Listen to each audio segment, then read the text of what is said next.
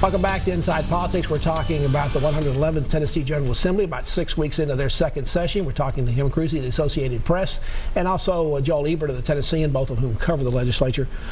Joel, the Tennessean in particular has done a lot of stories about these TANF, these federal monies that have come down, supposed to be helping with Families First, programs to help needy families, along with some money for daycare that seem to just be stockpiled up in the state government someplace. A lot of lawmakers want to do something about it. The governor's people eventually said, well, yeah, we need to spend more of that money, do something with it. Now all of a sudden it's gone completely quiet. What happened? First, I got to give credit to my colleagues Natalie Allison and Anita Woodwani on that coverage. It seemed like there was, again, a lot of attention at the end of the year when this issue popped up, but right now they're kind of working out the details. They had some folks from the administration come in and say that we spent state money in ways that we didn't need to when there was federal reserves.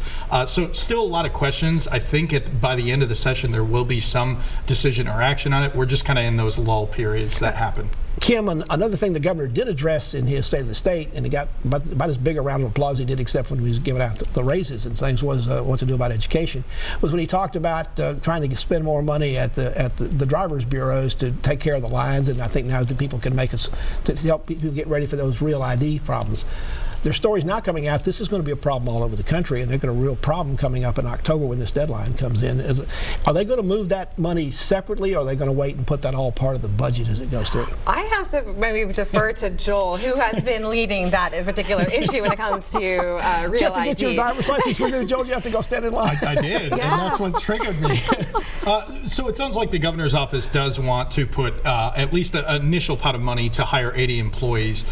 This is not going to alleviate the issue tomorrow. The state has already said that they have not even sort of scratched the surface on the number of people. They think that there could be double the number of people trying to get licenses in the high season, which would be June, July, August of this year. So lines aren't going away. These new mechanisms that they have, like waiting in line virtually, will help, but this issue is certainly not going away, and the feds have been asked by multiple states to delay the implementation. Kim, for many years, medical marijuana has been a big issue in Tennessee, although it never has gone very far. And now the Kentucky House of Representatives has passed a medical marijuana bill. Is it ever going to happen in Tennessee? It might happen, but it's not happening this year, I don't think.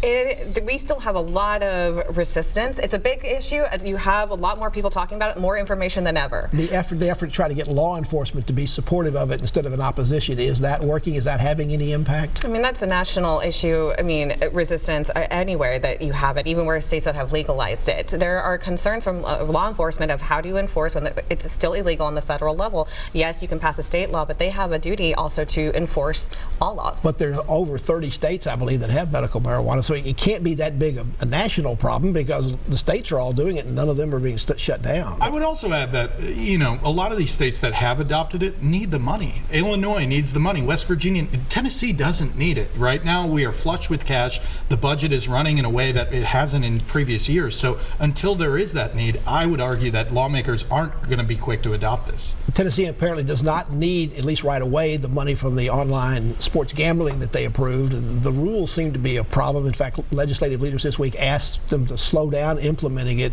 Joel, is that going to start anytime? They're going to miss March Madness for people to be able to bet on that. No, that certainly does seem like it's being delayed right now, and I think that's concerns just about getting it right. It sounds like leadership has asked for kind of a slowdown of sorts, of hitting the pause button, and that's not unusual for a massive program like this. Where does that money go?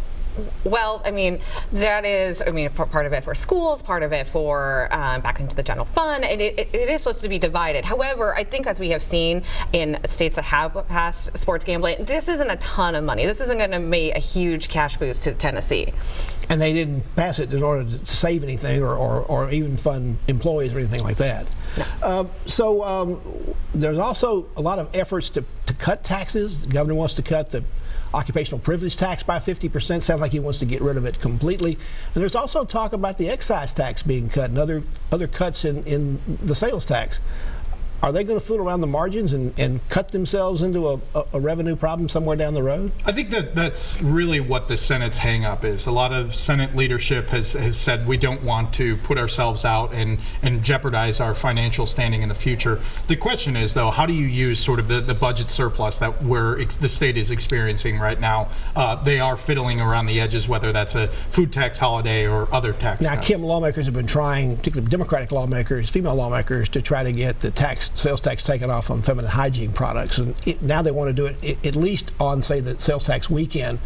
Some male Republican senators have come back and said, well, gee, we're worried everybody's going to go out and hoard all these things over the weekend. How is that particular excuse for not doing it playing up on the bill?